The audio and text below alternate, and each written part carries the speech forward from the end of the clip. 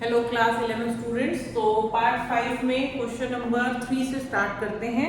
Previous part 4 video में मैंने question number 1 और क्वेश्चन नंबर 2 डिस्कस किया था आपके साथ। आज मैं क्वेश्चन नंबर 3 डिस्कस कर रही हूँ। देखिए, हमारी फिफ्थ टर्म जो है that is equal to p, हमारी एट्थ टर्म जो है that is equal to q and our 11th term जो है that is equal to s. ठीक है, एंड हमको प्रूव करना है टू प्रूव कि q square is equal to p s होगा। ठीक है, तो यहाँ पर भी हमें एन टर्म का ही कॉन्सेप्ट लगाना है। फिफ्थ टर्म अगर पी है तो a5 जो है वो p दिया हुआ है, तो मैं a r की पावर 4 को p लिखूंगी।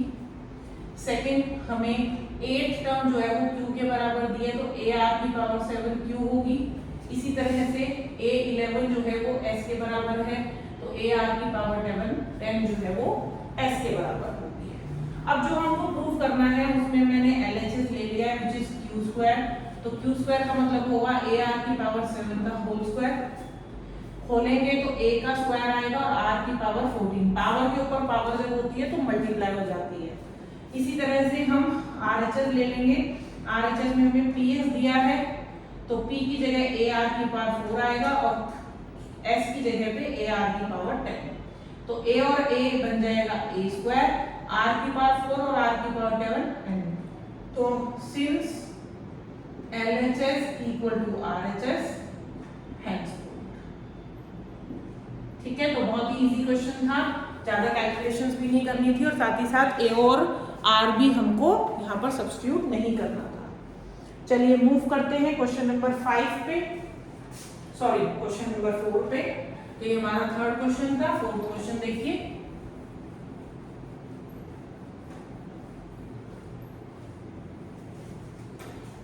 क्वेश्चन नंबर 4 देखिए। Fourth term of GP is square of second term. Fourth term जो है वो सेकंड टर्म का स्क्वायर है, तो सेकंड टर्म ये होगी, मतलब सेकंड टर्म का अगर हम स्क्वायर कर दें तो हमारे पास फोर्थ टर्म आ जाती है।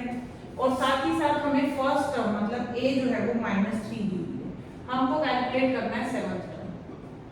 ठीक है, तो मूव करते हैं a4। अच्छा देखिए, अगर आपका a4 दिया हुआ है, सॉरी सपोज क्वेश्चन में a4 दिया है, तो you can write it a r की पावर 3 और a2 की जगह a r लिखेंगे होल स्क्वायर। ठीक है, तो यहाँ पर अगर मैं लिखती हूँ a into r cube a square r square.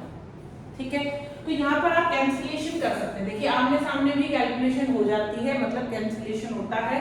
तो ये जो r स्क्वायर है इससे ये कैंसिल होगा और ये a से ये a कैंसिल, तो यहाँ r रह जाएगा और यहाँ पे क्या रह जाएगा a। तो r और a क्या है, बिल्कुल बराबर।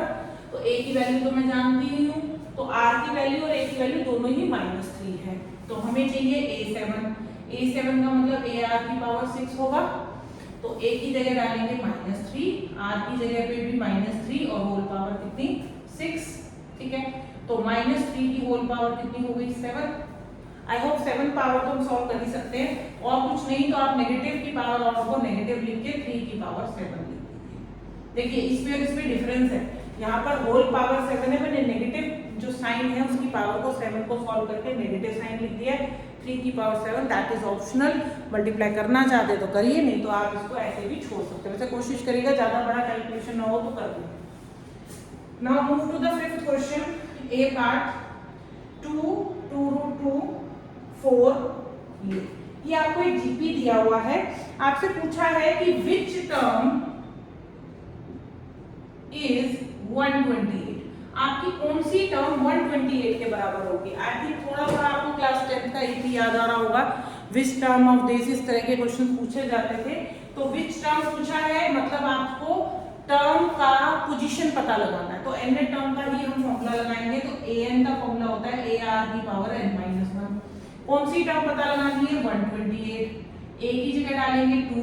अच्छा r निकालने के लिए क्या करेंगे, 2√2 को 2 से डिवाइड करेंगे। मैंने सेकंड टर्म को फर्स्ट टर्म से डिवाइड कर दिया है, तो मेरा आंसर आया √2। तो r की वैल्यू क्या डालेंगे, √2 n-1। ठीक है, तो 128 इज इक्वल टू 2। अच्छा यहाँ पे √2 है, यहाँ 2 है, तो मैं इसको भी 2 बना रही हूँ, तो 2 पावर 1/2 और साथ में n-1।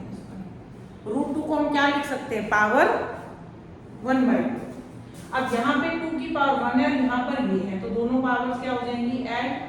तो 2 की पावर, आप चाहो तो देखिए काम कर सकते हैं, इस 2 को इधर कैंसिल कर सकते हैं, मतलब छोटा। तो ये हो जाएगा 128 के पास अगर मैं 2 को ले जाऊं तो यहाँ हो जाएगा 2 की पावर n-1 डिवाइडेड बाय 2। ठीक है, बचा हुआ क्वेश्चन यहाँ पर करते हैं। तो 128 को अगर मैंने 2 से डिवाइड किया तो 64 और यहाँ आ गया 2 की पावर n-1 डिवाइडेड बाय 2। अब देखिए दोनों तरफ अगर देखें तो RHS में मेरे पास जो नंबर है that is in exponential form, लेकिन जो लेफ्ट हैंड साइड में एक्सपोनेंशियल फॉर्म नहीं है। तो ये हो जाएगा आपका 4 की पावर में 3 होता है तो 2 की पावर 6 और यहाँ हो जाएगा 2 की पावर n-1 डिवाइडेड बाय 2।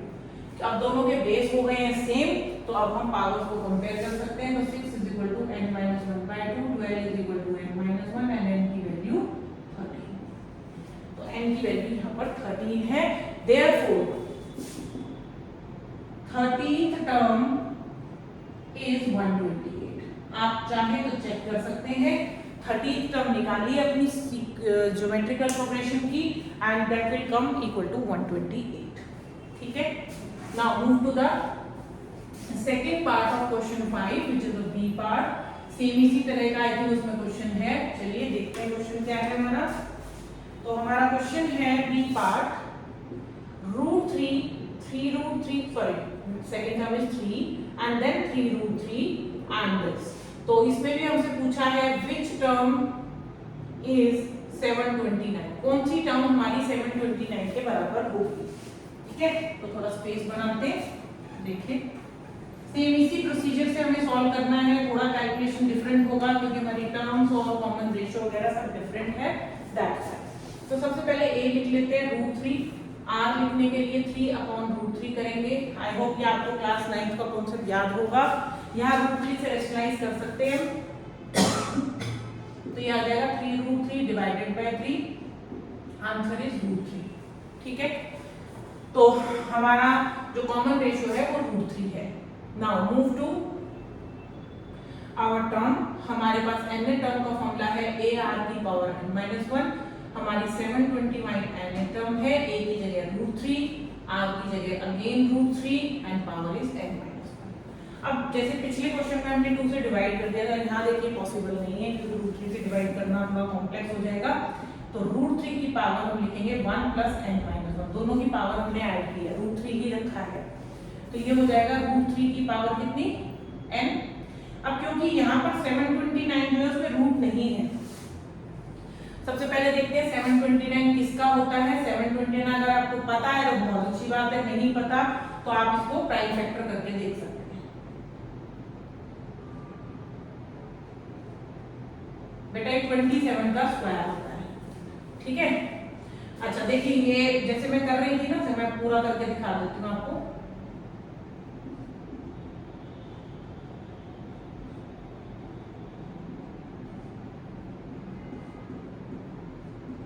ये देखिए, तो मैंने यहाँ लिखा 1 2 3 4 5 6, तो 3 की पावर कितनी हो गई है 6। अब यहाँ पर भी 3 बनाएंगे तो 3 की पावर n/2 लिख देंगे बिकॉज √2 को हम 1/2 लिख सकते हैं पावर में। अब दोनों के बेस सेम है तो 6 इज इक्वल टू n/2, तो n की वैल्यू कितनी हो गई 12। तो देयरफॉर क्या कहेंगे, 12th term is 729। I hope concept clear हो रहा होगा आपको। क्वेश्चन शुरू के डिफिकल्ट बिल्कुल भी नहीं है। हाँ, आगे जाके थोड़े कॉम्प्लेक्स क्वेश्चन जीपी में आते हैं अकॉर्डिंग टू क्लास 12, थोड़ा सा कॉम्प्लेक्स आएगा बट डोंट वरी। चलिए सी पार्ट भी सॉल्व करते हैं इसका। 1/3, 1/9, 1/27 एंड सो ऑन। हमें बताना है विच टर्म इज 1/19683। काफी कॉम्प्लेक्स नंबर आ गया, ठीक है, चलिए कोई बात नहीं। a की वैल्यू है बेटा 1/3, r की वैल्यू है 1/9 डिवाइडेड बाय 1/3। फ्रैक्शन का कॉन्सेप्ट लगाएंगे, मल्टीप्लाई का साइन लगाएंगे, 1/3 को रिवर्स करके 3/1 करेंगे, आंसर इज 1/3। तो मतलब हमारा कॉमन रेशियो 1/3 है और a हमारा 1/3 है।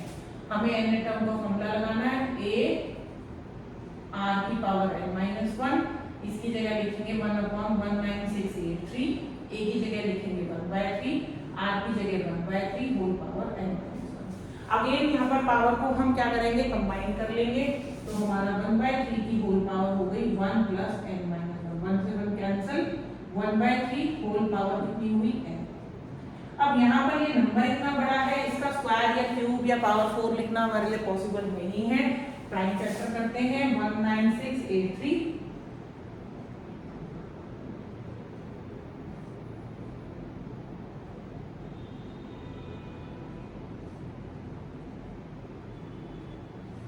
देखिए 3 नंबर आने के बाद 729 आ गया ना, तो 1 2 3 4 5 6 ये इसी क्वेश्चन में हमने किया था, आप चाहो तो कंटिन्यू कर सकते हैं। तो टोटल ये बेटा 1/3 की पावर 9 आएगा, और यहाँ पर ये है total power n।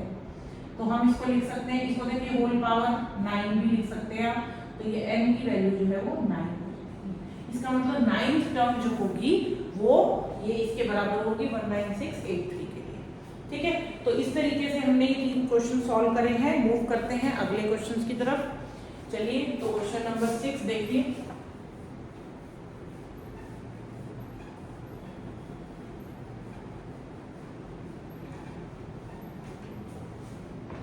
Question number 6 है आपका, ये 3 नंबर दिए हैं आपको और इन्होंने कहा ये जीपी में है। देखिए 3 टर्म्स अगर आपके पास हैं और इट इज ऑलरेडी गिवन कि दे आर इन जीपी, तो उस केस में हमें क्या करना है, जैसे कि आपको याद होगा कि क्लास 10th में हम a2 minus a1 is equal to a3 minus a2 किया करते थे। तो वही कॉन्सेप्ट यहाँ पर लगाएंगे, a2 डिवाइडेड बाय a1, ये भी आपके पास कॉमन रेशियो आ रहा है, और इसी तरह से a3 को अगर a2 से डिवाइड करेंगे तो भी आपके पास कॉमन रेशियो आएगा। तो दोनों इक्वल होने ही चाहिए बिकॉज ये जीपी है। तो इसीलिए a2 की जगह लिखेंगे x divided by -2/7 equal to -7/2 divided by x। ठीक है, बस इसी इक्वेशन को हमने सॉल्व करना है। तो x multiplied by 7/-2 -7/2 into 1/x। थोड़ा कैलकुलेशन करिए, x को इधर ले आते हैं, इसको उधर ले जाते हैं, तो x² हो गया -7/2 इंटू -2/7, 2 से 2 7 से 7, आंसर इज 1। तो x की वैल्यू हो गई बेटा 1। वैसे तो 1 एंड -1 दोनों हो सकता है, दोनों ही आंसर्स आप लिख सकते हो यहाँ पर। ठीक है, तो क्योंकि स्क्वायर रूट किया हमने, तो प्लस एंड -1 दोनों ही आंसर हो जाएंगे आपके। तो ये मैंने x की वैल्यू फाइंड आउट करी है। चलिए मूव करते हैं 7th क्वेश्चन की तरफ।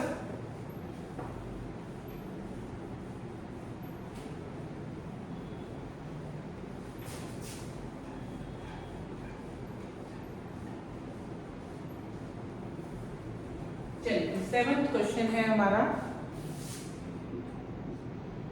0.15, 0.015, 0.0015 अप टू 20 टर्म्स। अब देखिए मुझे लग रहा है यहाँ पर सम का ऑप्शन आ गया है, तो चलिए पहले सम के फॉर्मूले को देखते हैं। हमारा सम का फॉर्मूला ना बेटा 2 तरीके का है। ठीक है, चलिए इसको थोड़ा सा इधर लिख देते हैं, बाद में लिखते हैं। चलिए पहले हम सम का कॉन्सेप्ट पढ़ते हैं। तो सम को हम Sn से ही डिनोट करेंगे, राइट। तो फॉर्मूला है हमारा a 1 माइनस r की power n upon 1 minus r। और एक दूसरा फॉर्मूला भी है जिसमें हम लिखेंगे r की power n minus 1 upon r minus 1। अब बताओ दो फॉर्मूले क्यों, जो कि काफी सिमिलर भी है। ऐसा इसलिए क्योंकि बेटा इस केस में आप देख रहे हो 1 में से r की पावर -1 कर रहे हैं, मतलब r की वैल्यू जो है वो 1 से छोटी होगी। लेकिन इस केस में हमारी r की वैल्यू 1 से बड़ी होगी। जैसा कि मैंने आपको बताया था कि r की वैल्यू जो है वो बेटा नॉर्मल नंबर्स भी हो सकते हैं, फ्रैक्शनल भी हो सकते हैं। तो फ्रैक्शनल के केस में क्या होती है, जीपी हमारी डिक्रीज होनी शुरू हो जाती है, डिवाइड होती रहती है, जबकि मल्टीप्लाई वाले केस में इंक्रीज हो जाती है। तो बस वही फर्क है, इसलिए Sn के 2 फॉर्मूले हमने बनाए हैं। r को ध्यान में रखते हुए आपको ये फॉर्मूला यूज करना है। तो अब चलते हैं क्वेश्चन नंबर 7 की तरफ। 0.15, 0.015, 0.0015 अप टू 20 टर्म्स। ये आपको टोटल 20 टर्म्स तक सम कैलकुलेट करना है। ठीक है, तो a की वैल्यू क्या है हमारी 0.15, r की वैल्यू क्या होगी 0.015 डिवाइडेड बाय 0.15। तो ये हो गया आपका 0.015 डिवाइडेड बाय 0। बेटा डेसिमल के केस में थोड़ा कैलकुलेशन का ध्यान रखिएगा। तो ये हो जाएगा 15/1000 और ये हो गया 100/15। तो ये कैंसिल आउट हो गया बेटा 1/10 आएगा। ठीक है, आप भी देख रहे हो कि हर बार डेसिमल का जो साइन है वो चेंज हो रहा है, वो 1/10 की वजह से हो रहा है। तो आर भी निकल गया, ए भी निकल गया। S20 कैलकुलेट करते हैं, ए की जगह क्या डालेंगे 0.15। अच्छा पहले डिसाइड करते हैं फॉर्मूला कौन सा लगाएंगे। तो देखिए बेटा आर की वैल्यू 1/10 है, फ्रैक्शन है ऑब्वियसली 1 से कम होगा। फ्रैक्शन में जितने भी ये प्रॉपर फ्रैक्शंस आते हैं ये सब 1 से छोटे होते हैं। तो यहाँ पे r जो है वो लेस देन 1 है। तो देयरफॉर हम कौन सा फर्स्ट वाला फॉर्मूला लगाएंगे, Sn = a 1 - r की power n upon 1 - r। a की वैल्यू क्या है 0.15, r की वैल्यू क्या है 1/10। अच्छा आप चाहो तो r को भी डेसिमल्स में 0.1 लिख सकते हैं। तो 0.1 की पावर कितनी 20। ये हम Sn का फॉर्मूला है तो हम S20 निकाल रहे हैं। ठीक है, और नीचे हो जाएगा 1 - 0.1। ठीक है, थोड़ा सा कैलकुलेशन देखिए, यहाँ पर इच्छा है ऐसा भी छोड़ सकते हो। और जैसे कि 0.15 है अपॉन में ये हो जाएगा 0.9 आपका। ठीक है, और ये हो गया 1 - 0.1 की होल पावर 20। ठीक है, इसको मैं थोड़ा सा सिंप्लीफाई करूंगी तो ये हो जाएगा 15/100 इंटू 10/9। देखिए मैंने डेसिमल भी रिमूव करके आपको दिखा दिए हैं। 0 से 0 कैंसिल, 3 से कैंसिल करेंगे, 5/30। ठीक है, तो 5 आई थिंक 1/6 आ जाएगा, ये आ जाएगा बेटा 1/6 और यहाँ है 1 - 1/10 की होल पावर 20। ठीक है, तो 10 की पावर 20 तो देखिए नहीं करेंगे, लेकिन इसको थोड़ा और सिंप्लीफाई हम कर सकते हैं। देखिए हमारे पास S20 की जो वैल्यू आई थी, ये वैल्यू थी हमारे पास 1/6, 1 - 1/10 की होल पावर 20। ठीक है, तो अब यहाँ पर हम क्या कर सकते हैं कि इस 1 की पावर 20 तो देखिए सॉल्व हो सकता है ना। तो ये हो जाएगा 10 की पावर 20, एलसीएम ले सकते हैं। तो ये हो जाएगा 10 की पावर 20 - 1/10 की पावर 20। तो इतना ही हम आंसर को छोड़ देंगे, आगे करने की जरूरत नहीं है। ठीक है, लेकिन हाँ इतना भी रॉ फॉर्म में आंसर नहीं छोड़ना है कि क्वेश्चन मार्क लग जाएगी इतना सिंप्लीफाई कैसे हो गया ये, मतलब इतना रॉ फॉर्म है। तो थोड़ा सा सिंप्लीफाई करके ही छोड़ेंगे। मूव करते हैं 8th क्वेश्चन की तरफ। चलिए question number 8, √7, √21, 3√7 and so on till n terms. तो n का तो चक्कर ही खत्म हो गया, n डालना ही नहीं है, हमें नंबर ऑफ टर्म्स पता ही नहीं है कितनी है।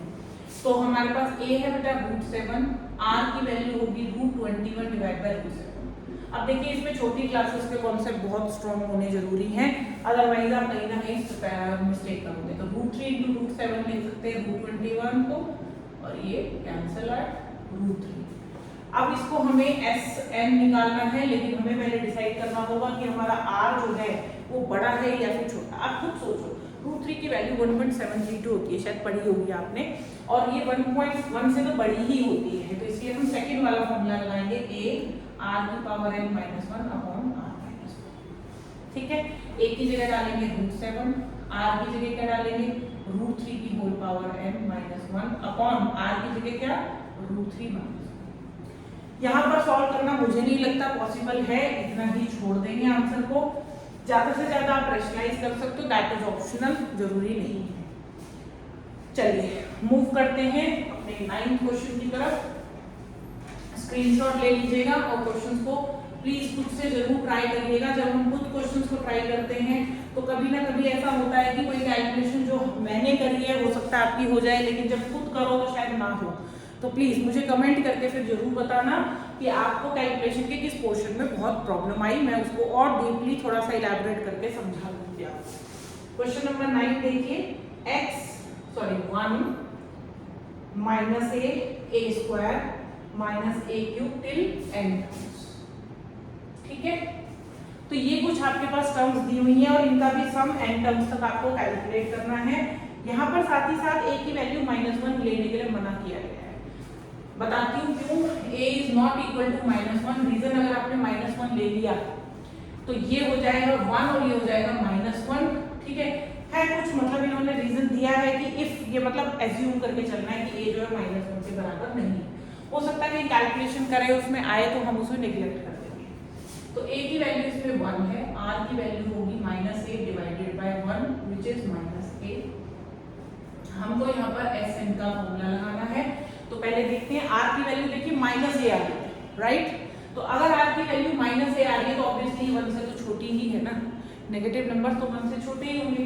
तो इसीलिए हम फॉर्मूला लगाएंगे 1 माइनस आर की power n upon 1 minus r. A की जगह 1, आर की जगह -a की पावर n और होल 1 माइनस a। ठीक है, चलिए। अच्छा, एक और रीजन था, देखिए अब देखिए फॉर्मूला जब लगाया तो जैसी a की वैल्यू अगर आप यहाँ पे -1 लेंगे तो r कितना बन जाएगा 1, और 1 माइनस 1 करते ही डिनोमिनेटर में बन जाएगा 0, और 0 बन गया तो क्या होगा, नॉट डिफाइंड, मतलब कैलकुलेशन स्टॉप, रुक जाएगी आपकी। तो इसी वजह से उन्होंने यहाँ पर एक रेस्ट्रिक्शन दी थी, 1 को छोड़ देते हैं, यहाँ रहेगा 1 माइनस, अच्छा नेगेटिव की पावर n है। अब हमें नहीं पता कि n ऑड है या फिर इवन है, नहीं पता ना, तो ऐसे ही छोड़ना है और नीचे हो जाएगा बेटा 1 प्लस, बस यहीं पे क्वेश्चन को आपने छोड़ देना है, इसके आगे सॉल्व नहीं करना है। ठीक है, तो ये कुछ 9 क्वेश्चन थे हमारे, एक 10th क्वेश्चन और देखते हैं। आज हम 10 तक क्वेश्चन कंप्लीट करेंगे इस वीडियो में। Now we will move to the next question, class 11 का ये 8.2 के पार्ट 6 में मैं आपके साथ शेयर करूंगी। 10th क्वेश्चन देखिए आपका, x क्यूब x की पावर 5 x की पावर 7 टिल n क्यूब्स। यहाँ पर भी एक रेस्ट्रिक्शन दिए होते हैं कि x is not equal to +n-1। आपको x की वैल्यू +n-1 नहीं लेनी, क्योंकि 1 लेते ही बेटा 1 की पावर 3 1 की पावर 5 ये सब 1 बन जाएंगे। 1 1 1 1 1 लोगे तो बेटा जीपी क्या बना, जीपी तो कुछ नहीं बना आपका, इसीलिए।